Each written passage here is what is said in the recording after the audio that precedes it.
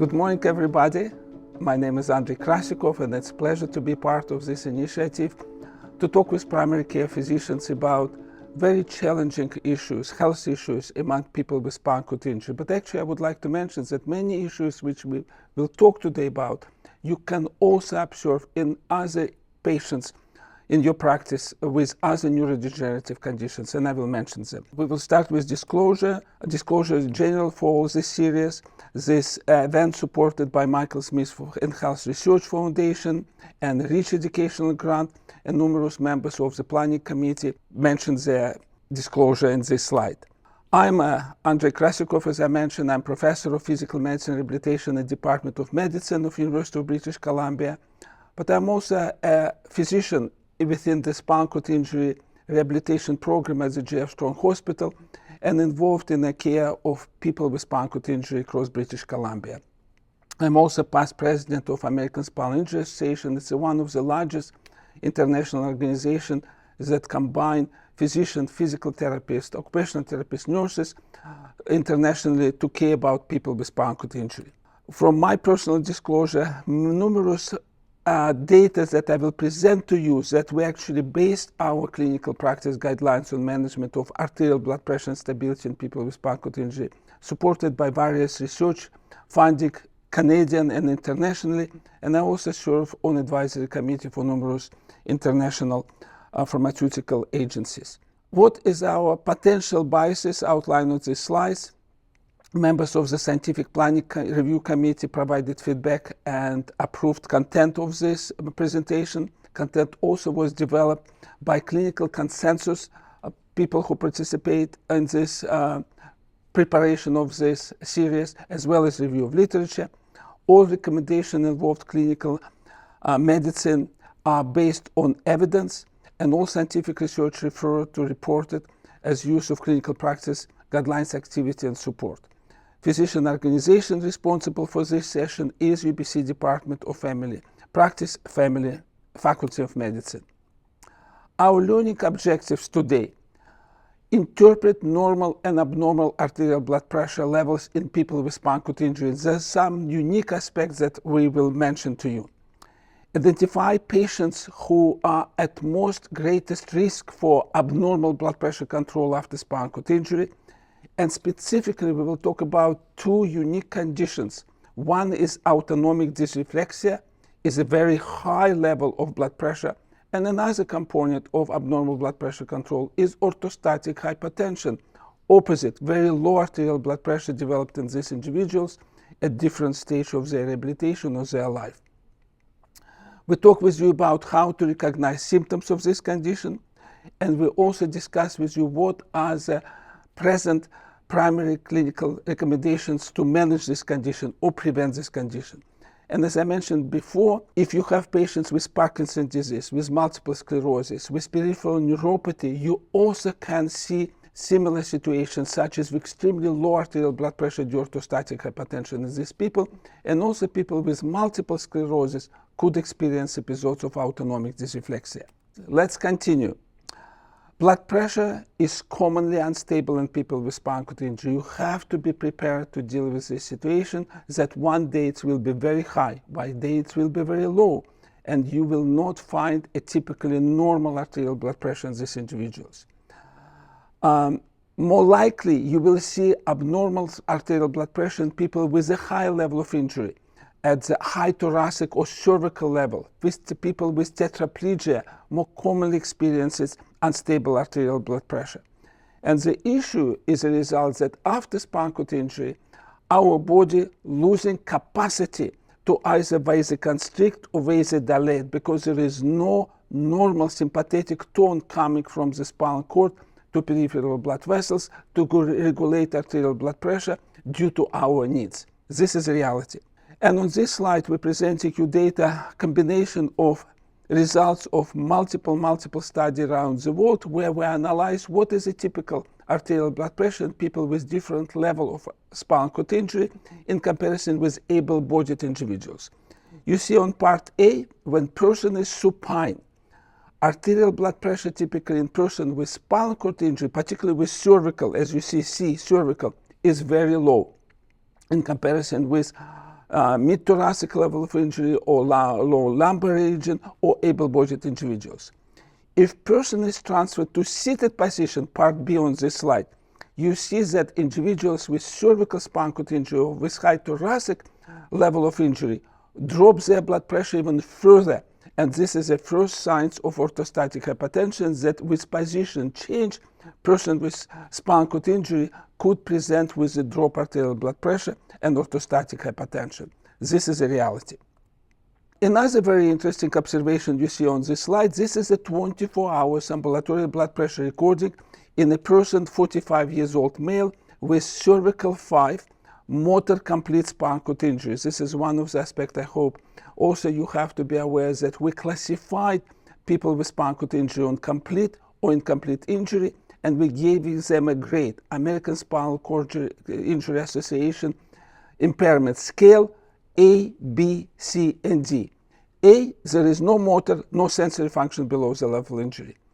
B, there is a no motor function, but some partial preservation of sensory functions below the level of injury.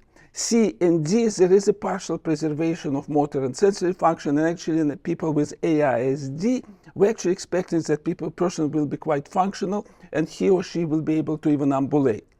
This person, as I mentioned to you, has motor complete, sensory incomplete injury at cervical level of injury, tetraplegic. What you can see here, his arterial blood pressure is not normal.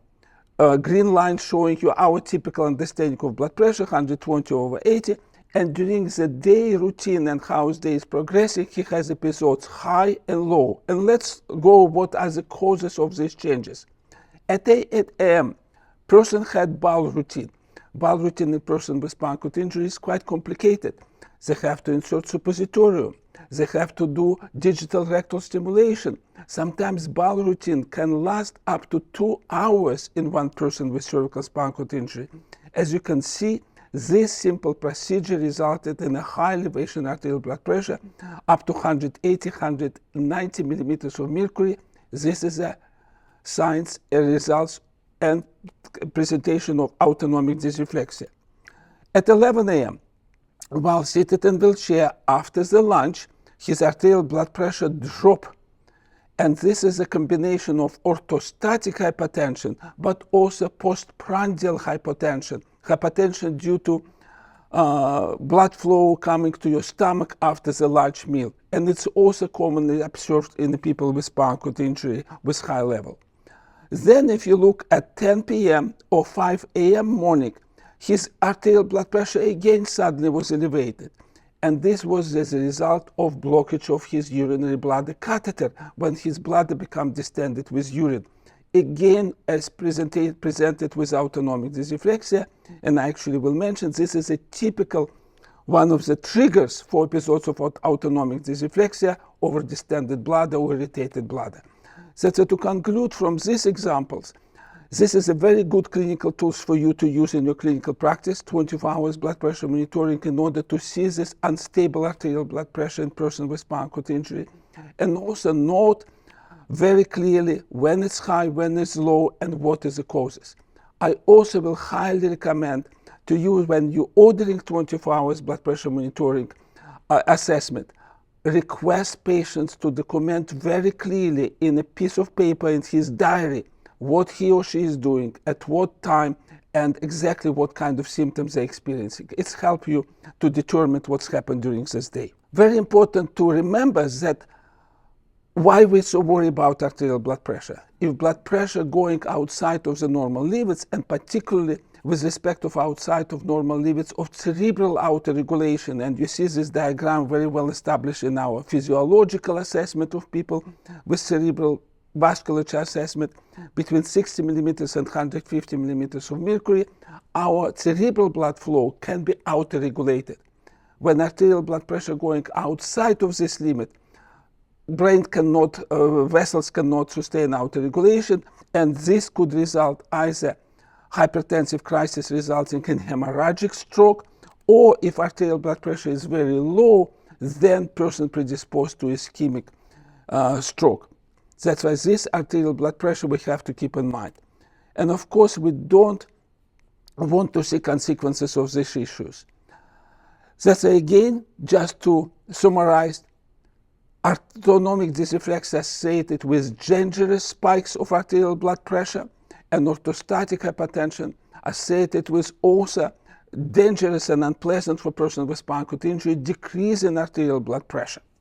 Autonomic dysreflexia, how it's present. It's typically mostly unique for people with spinal cord injury. Majority of people with T6 and above level will experience these episodes of autonomic dysreflexia, sometimes multiple times per day. I also, as I mentioned, there are numerous reports of autonomic dysreflexia was documented in people with multiple sclerosis, where predominantly spinal cord was affected. This elevation of arterial blood pressure typically diagnosed when blood pressure increased by 20 millimeters systolic from baseline. You have to be remembered that arterial blood pressure baseline in a person with spinal cord injury could be lower than typically what expected with able-bodied individuals. It could result in serious complications such as hemorrhage. It can occur multiple times a day, and we need to act urgently. This is a very crucial aspect. And this is what we don't want to see. This is one of the cases reported by colleagues from Spain, where an individual with cervical spinal cord injury developed urinary tract infection. Urinary bladder was irritated. He developed massive episode of autonomic dysreflexia with significant elevation of arterial blood pressure. And in addition to his spinal cord injury, he sustained intracerebral hemorrhage, which is obviously unfortunate. But this is a reality. And again, important aspects to remember, we need to manage this elevated arterial blood pressure promptly. What are the typical symptoms of elevated arterial blood pressure in a person with spinal cord injury? Pounding headache. Many patients will report horrific headaches and never experienced this headache before. They will present with skin flushing above the level of injury, and skin below the level of injury will be pale because of vasoconstriction. They will also present with a profuse sweating above the level of injury, and also they complain of blurred vision, goosebumps, and sometimes nasal congestions. They also sometimes say, I'm anxious. But I also would like to mention to you that many of our patients will say, I never had episodes of autonomic dysreflexia. And we're talking about asymptomatic episodes of autonomic dysreflexia, which we only can diagnose by measuring regular arterial blood pressure. That's why be aware that some patients whose blood pressure will be going up to 200 millimeters of mercury sometimes will tell you, I'm fine, I never had this condition. What are the common causes of the episodes of autonomic dysreflexia? As already mentioned to you previously, blood irritation, bladder distension, bowel impaction, constipation, skin irritation. It could be skin lesions because of the cubitus ulcer, but it could also be lesion of the skin within the rectal area from the fissures. Sexual activity. Yes, unfortunately, one of the pleasurable part of our life in people with spinal cord injury could result in significant increased arterial blood pressure. And from my clinical practice, I know that some young men stated to me, I don't want to deal with this. It's too painful. And also, there are many other possible causes could result in autonomic dysreflexia. And what's interesting to mention, that sometimes people with spinal cord injury tell you, I like my autonomic dysreflexia because it's telling me something is wrong with my body. That's why it's a warning sign and signal for the people with spinal cord injury. I have to do something. I have to check how I'm sitting. I have to check my bladder. That's why there are negative and some positive aspects of autonomic dysreflexia. What to do when you diagnose episodes of autonomic dysreflexia? What actions we have to recommend or do? First of all, if person is in supine position, sit person up. By sitting person up, you eliciting orthostatic drop in arterial blood pressure. That's why it is a physiological help with in people with spinal cord injury. Loose all clothes, sometimes tight belt or tight shoelace in person with spinal cord injury could trigger episodes of autonomic dysreflexia. Also, search for other common causes of autonomic dysreflexia. Check urinary bladder catheter. Is person have a Foley catheter or suprapubic catheter? Is it kink, open passage of urine? If person did not catheterize for a long time, either do bladder ultrasound or just offer the emptying urinary bladder. Monitor blood pressure and heart rate after this manipulation. Sometimes just emptying the bladder could release episode of autonomic dysreflexia. If arterial blood pressure continues to be elevated when you've done all these simple procedures and it's elevated above 150 millimeters of mercury systolic, consider introduction of pharmacological agents, antihypertensive medications. But please keep in mind that antihypertensive agents that we recommend should have short-acting duration of action and start as soon as possible. That's a captopril, nifedipine, or nitro could be useful. Unfortunately, in Canada, we don't have any more nitro paste, which was a perfect previously help with these conditions. Some of your patients could come to your office with this pocket card or wallet card, which was developed by BCSCI together with consultation with colleagues from J.F. Strong Hospital. This is a common reminder and common educational card that helps sometimes people who never saw a person with spinal cord injury to recognize that person in danger due to autonomic dysreflexia. And this card is used internationally. It was developed initially in the United States, and right now we have this card in the various languages, but this card was developed here in BC. That's why we recommend our patients to keep them in pocket, because we do realize that when they're coming to emergency room sometimes, in somewhere far away from the Vancouver, in Kamloops or Kelowna, person first time meeting person with spinal cord injury, not familiar with this condition. That's why we hope this card give at least short overview. What is a condition, how dangerous it is, and what to do. Screening, how you can screen for autonomic dysreflexia. Talk with your patients. Ask patients about symptoms. As I mentioned to you, do 24 hours blood pressure monitoring. This will help you to see both low and high blood pressure.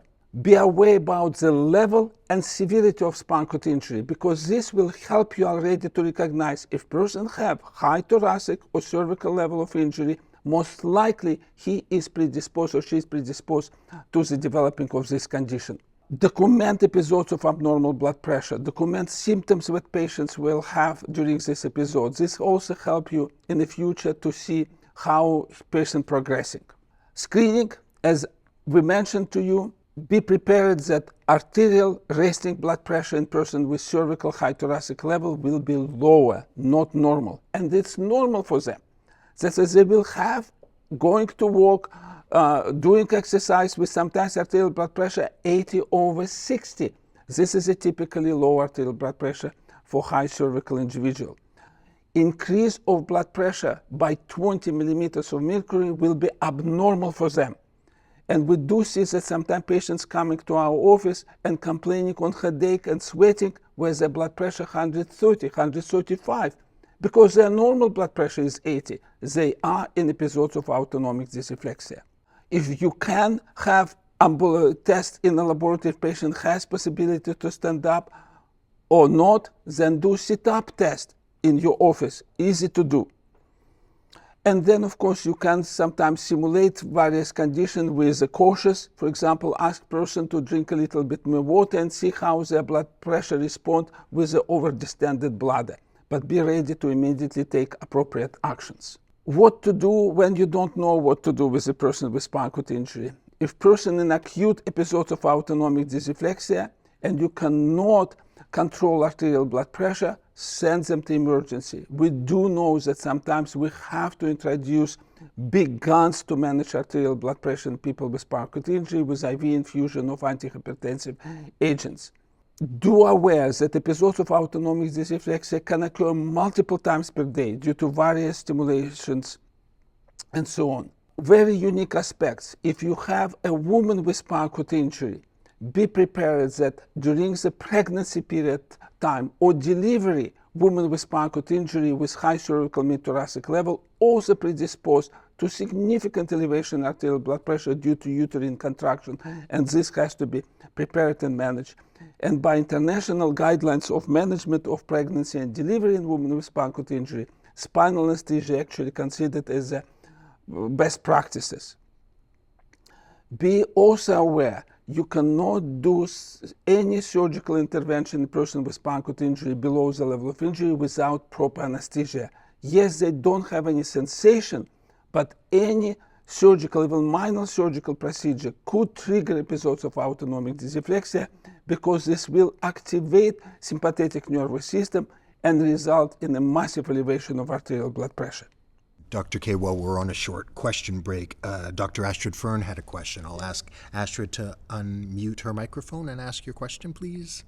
I was just wondering, in order to establish baseline, how often should someone be checking their blood pressure regularly? You know, is it multiple times on a daily basis, and then maybe once it's established, then not so often? Or I don't know. I just wanted to know what you would think is a good maintenance check. Very good question. For many of patients who discharge from J.F. Strong Hospital from acute period, I will recommend to have blood pressure machine at home. Very frequently, I will write them prescriptions that this blood pressure machine will be covered by insurance. First of all, when you develop symptoms, I ask my patients, when you develop symptoms, we became lightheaded or headache or sweating, measure your blood pressure, document it, and then let's discuss it in my office. I also recommend to measure blood pressure initially when they're adapting to their new environment at home after the hospital. When you're doing bowel routine, measure blood pressure before bowel routine and immediately bowel routine, that we will understand how high arterial blood pressure will go. I also will ask my patients sometimes monitor blood pressure after sexual activities at home. Then we will know how high arterial blood pressure happening. And then based on these recordings, that's a typically 3 to 4 times a day for a couple days in a row. And then they're coming back to my office and we discuss what to do and how to manage these issues. But then it has to be decreased. We don't need to measure it every day, 4 times per day. Mostly initially to understand where they're standing with blood pressure. Or 24 hours blood pressure monitoring will give you many answers immediately. We're coming to the second part of presentation. We will talk about very low arterial blood pressure, orthostatic hypotension. And I mentioned to you, whatever I will talk about the people with spinal cord injury, it's also applicable to individuals with Parkinson's disease, multiple sclerosis, peripheral neuropathy, who are suffering also from orthostatic hypertension. But we also sometimes see, as you're aware, orthostatic hypertension in elderly individuals who forget to drink enough water. By International Autonomic Society and American Autonomic Society guidelines, orthostatic hypertension defined by drop in systolic arterial blood pressure by 20 millimeters of mercury and diastolic blood pressure by 10 millimeters of mercury when person assuming sitting or standing position. At the same time, this is typically associated with increase in a heart rate due to reflex control. Be aware that most of people with spinal cord injury or with orthostatic hypertension will present with symptoms or drop of blood pressure within the first 3 minutes. But we do have individuals who will have delay onset of orthostatic hypertension. Some of them will drop blood pressure after 5 or 10 minutes of sitting. That's why be prepared for this as well. Simple act to manage when orthostatic hypertension triggered. Just discontinue procedure which we're doing, put patient back to the supine position, and this typically helps. On the next slide, you will see continuous blood pressure monitoring that conducted in my autonomic clinic in a person with a cervical spinal cord injury, also motor complete, sensory incomplete, and this individual is only 3 months after the injury. As you can see initially, supine arterial blood pressure in this case was already low, 99/61, heart rate of 74 beats per minute. Person totally asymptomatic. As soon as we tilted this patient in a clinical test, what we do typically in autonomic clinic, we're using tilt table assessment, and person will be tilted up to 70 degrees, and you will see arterial blood pressure drop, blue line. Green line, mean arterial blood pressure drop, and purple line, heart rate, and you notice heart rate start to increase. And most importantly, person immediately start to complaints on dizziness, lightheadedness. Blood pressure dropped to 73/47 beats per minute. Patient was able to sustain whole 10 minutes of tilt table test. As soon as we put him down to horizontal position, you see his arterial blood pressure normalized, mean arterial blood pressure going back to normal, heart rate decrease, and he become asymptomatic. This is a typical example of orthostatic drop in arterial blood pressure with tilt table test. The same happening when person seated up or standing up.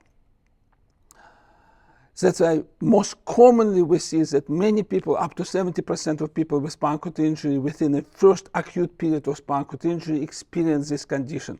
We have to deal it in the rehabilitation facilities because sometimes patients cannot even participate in rehabilitation because of arterial blood pressure. And we have specific tricks for this, and I will share with them this information. Typically later, after rehabilitation, many people with a low level of spinal cord injury recovered fully from orthostatic hypotension. However, people with mid-thoracic and cervical spinal cord injury will continue experience orthostatic hypotension for the rest of their life. Plus, if something additional triggers will happen, for example, hot shower or hot weather exposure to the sun, or they forget to drink enough water, they could develop and worsen their stable arterial blood pressure, and their blood pressure will go even further down.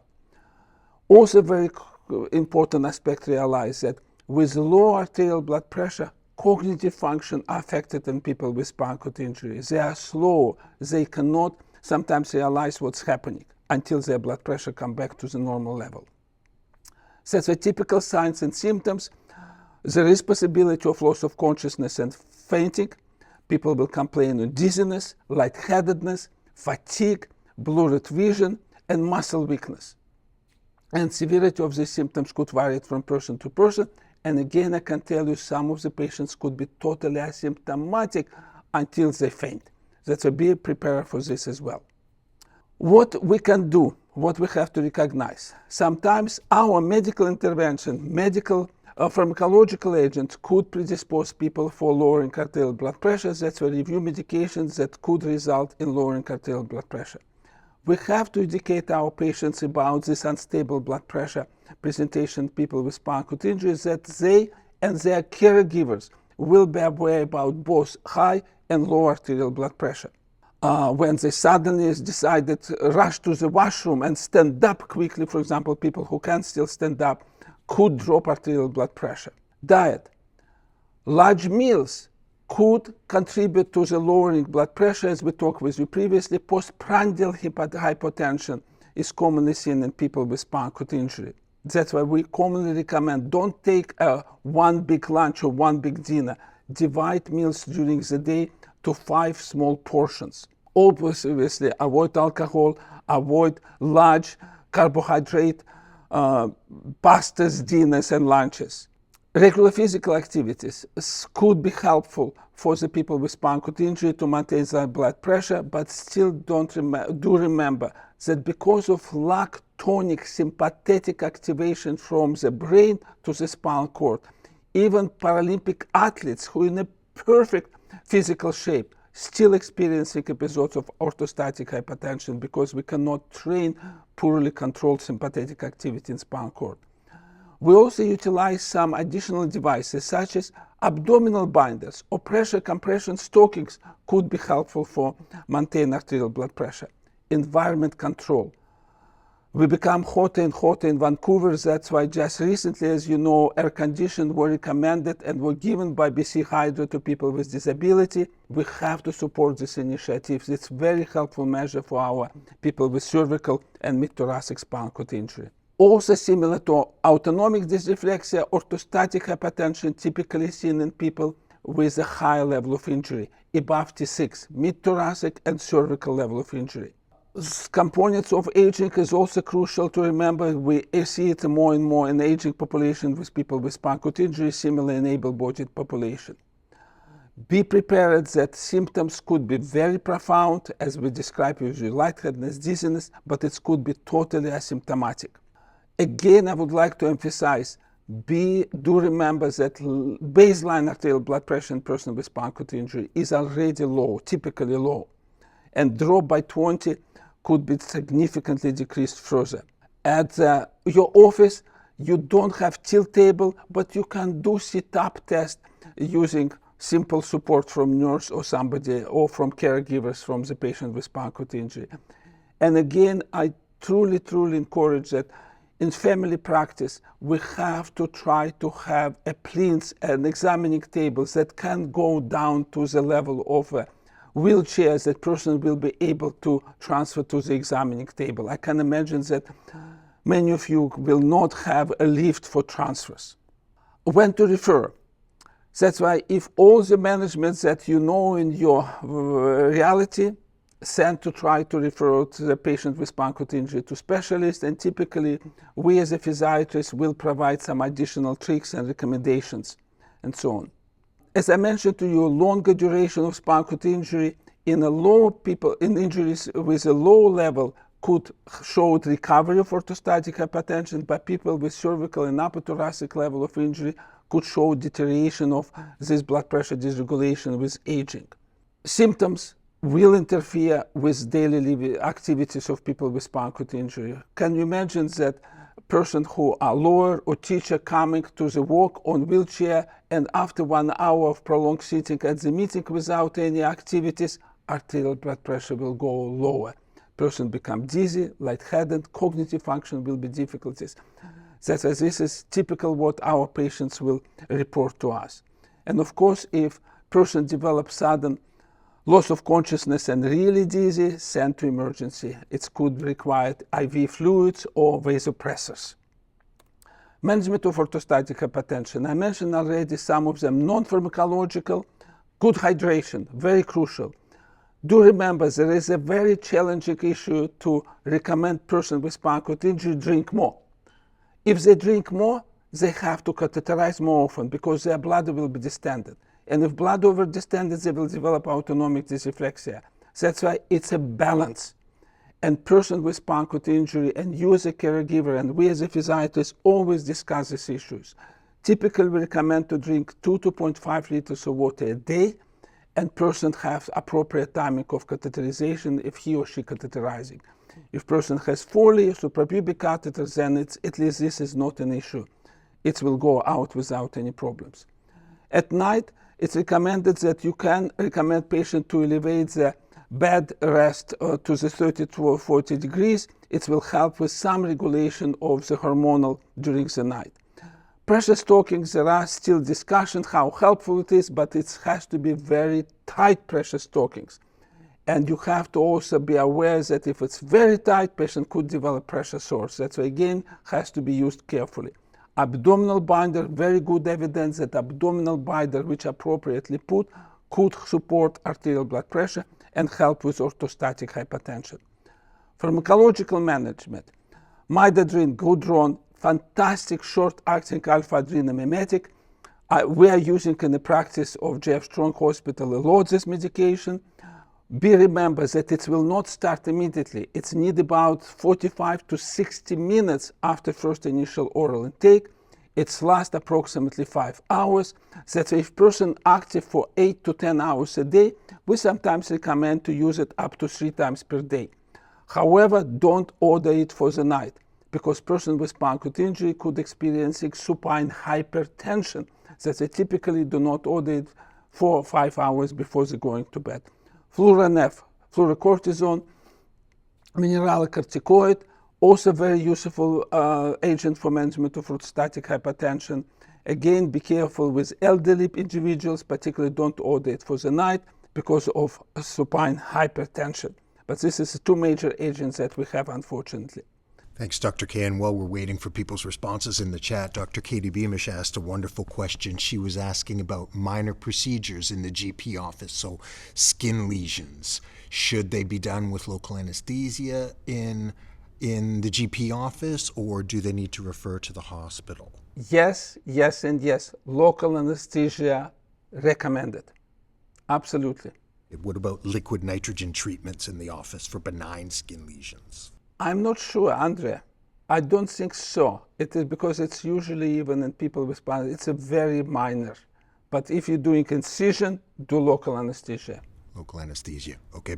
In the chat, people are saying injury, chest pain, tachycardia, one sign or symptom that indicates your patient going to the ER for their OH. Okay. One of the things I also would like to mention, we don't have time to talk about this. Be aware about another unusual condition. Postural orthostatic tachycardia syndrome. It is a commonly present in young females, but in people with dysautonomia, It also can be present in people with spinal cord injury as well. When arterial blood pressure continuing to stay normal, or whatever it is level, but suddenly person will develop sudden increase of tachycardia above 120, 130 beats per minute, which become profoundly symptomatic, practically the same symptoms as orthostatic hypotension. That's a blood pressure normal, but profound tachycardia, and it's also required management and diagnosis.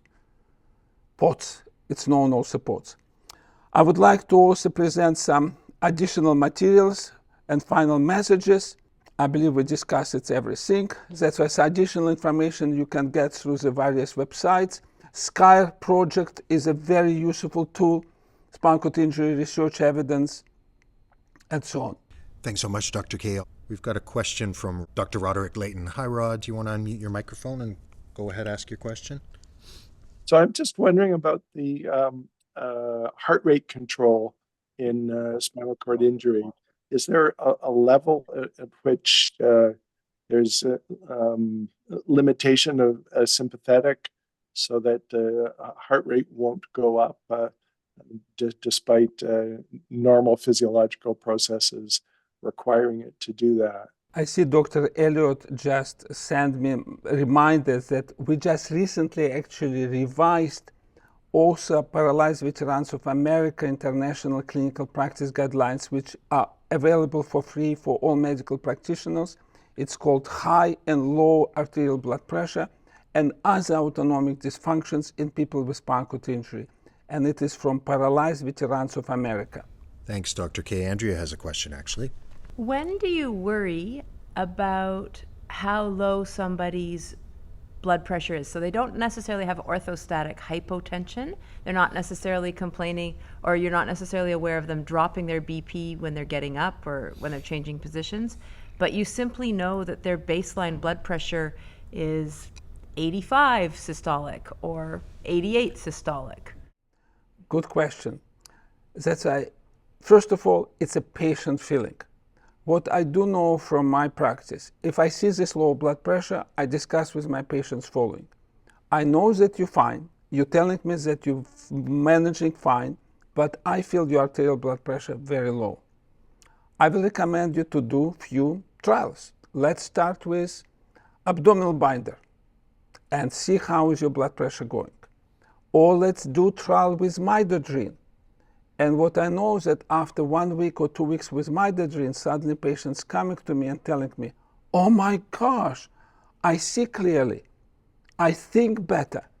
That's why even elevation of blood pressure by 10-15 millimeters of mercury, which midodrine could offer, will actually make person feel better, even though they are symptomatic.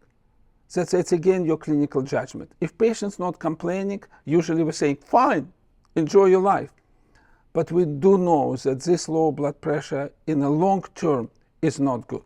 One of the aspects, just to mention, out of the yet clinical practice guidelines, there are new evidence coming that modern technologies such as spinal cord stimulation, and maybe some of you already heard from your patients, implantable or non-implantable, could provide a great deal of help with the low arterial blood pressure. But it's still in the investigation stages, but some people already benefited from this technology. Thanks, Dr. K. I just shared my screen while we're waiting for another question. I'm showing you the primary care special section on SCIREproject.com. We've put together a bunch of information on a lot of the things that Dr. K has been talking about and the other presentations you attended with Dr. Wilms and Dr. Townsend. It's organized into question and answer very briefly.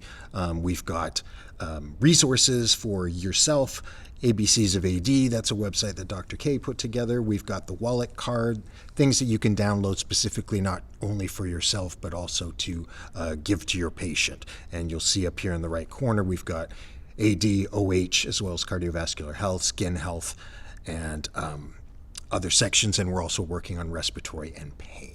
I would like to remind colleagues in the community that when patient, particularly male patient with spinal cord injury, is expressing interest to become a father or become involved in sexual activity, our sexual clinic provides very great support that we're doing initial assessments with sexual activities in hospital. And Dr. Stacy Elliott is the medical director of this clinic with support of 4 clinicians. And then this initial procedure, such as vibrostimulation procedure, is conducted under the blood pressure monitoring, initial sperm retrieval conducted within the clinic, and so on and so on. That's why it's a control environment that provides also guidance for patient how he or she will behave at home. That's why this is another options available to refer to at the J.F. Strong Hospital or Blossom Spinal Cord Injury Center. Dr. Anya Pollack asks, should these folks be getting any cardiac monitoring or surveillance? Are they at increased risk for heart failure? Perfect question. We do know that number one cause of death in people with spinal cord injury is cardiovascular related issues.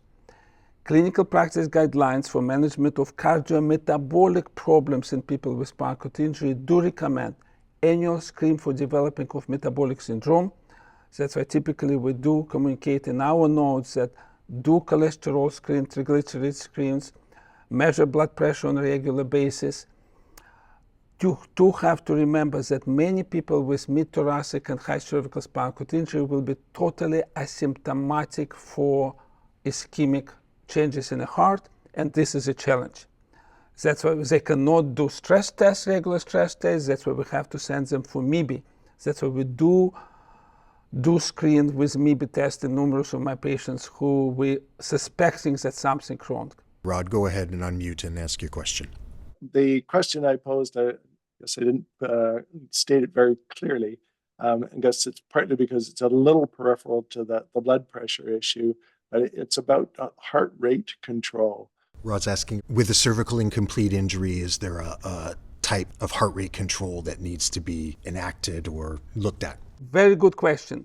We are aware that people with a high level of injury experiencing variety of arrhythmia, particularly during the episodes of autonomic dysreflexia. In acute period of time, many people with cervical spinal cord injury actually experiencing profound bradycardia.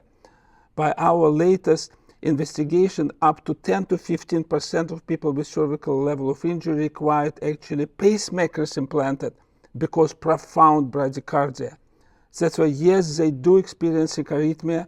Yes, they need to follow up with these issues, but typically it's triggered by some events, such as episodes of autonomic dysreflexia. And if you manage autonomic dysreflexia, prevent autonomic dysreflexia, it's typically well managed. Sorry, I have a question, Dr. K. As a physiatrist, what I mean, you've given us so much great advice, but what do you want most from your GPs and the GPs on the call and the GPs in the community to be doing for their patients and to be, making all of our jobs easier? That's why, first of all, definitely do screens, what we discussed with respect of cardiac blood pressure monitoring. Do regular blood pressure monitoring as you can. I do aware of the fact that 24 hours blood pressure monitoring is not for free in British Columbia. That's why it's even this $50 price for 24 hours blood pressure monitoring for some of our patients in a big expense. I don't know how to lobby to Ministry of Health or whoever responsible for this to remove this price, but it's very useful, helpful tool. Do screening for lipids abnormality. We have to try to encourage our patients, send them to exercise program available at the J.F. Strong and Blossom Spinal Cord Injury Center. And if you send a referral to us, as much questions and more detailed questions you ask us, because sometimes we get, it's 1 year follow-up, do something follow-up. It will be helpful to us what question you ask specifically. Because again, when patients coming to us, we talk typically about 60% time about bowel and bladder care. Then we talk about other issues. And sometimes you have some specific question and we could miss it. That's why put detailed question. One of the interesting aspects I would like to mention, with physiatrists sometimes in a big dispute with cardiologists, how manage arterial blood pressure control. We do sometimes see people with spinal cord injury coming from cardiology, you have high blood pressure, this is ramipril, beyond ramipril. And it's challenging. Unfortunately, continuous antihypertensive medication prescription is not helping with autonomic dysreflexia. It could only worsen orthostatic hypotension. Typically only in elderly with already developed hypertension, then we need continuous antihypertensive treatments. But in the young population, it's totally useless, unfortunately. Rod's got one more. Rod's asking about a service for remote places where they can get that 24-hour blood pressure monitoring. It's available through any laboratory in the Vancouver. You just have to book in advance. Call laboratory. I typically send to patients to the live lab, and it will be conducted. Again, strong recommendation, talk with patients, document events, what they're doing. Because if they forget to put this time and events, what they done, bladder care, bowel care, I sit up, I eat, then interpretation become very difficult. Encourage them to do this diary, either by themselves or by caregivers. It will be very helpful for you. He's confirming that the lab will be able to send the equipment that they need. Yes, you send patients to the lab, they will instrument patients, and then patients come back to the lab, you will get report. Thank you so much, everyone, for attending this morning and your great questions. I'll also just add that Dr. Krassioukov just got back from Europe yesterday. He's been traveling to the Ukraine and helping out in the war effort, replenishing and advising commissioned by the World Health Organization, and advising with all the catastrophic sort of injuries and whatnot that are happening in Ukraine, and equipping hospitals and what equipment they need and all that kind of stuff. So we're super proud of Dr. K always, but especially proud for the work that he's been doing there over the last 2 years.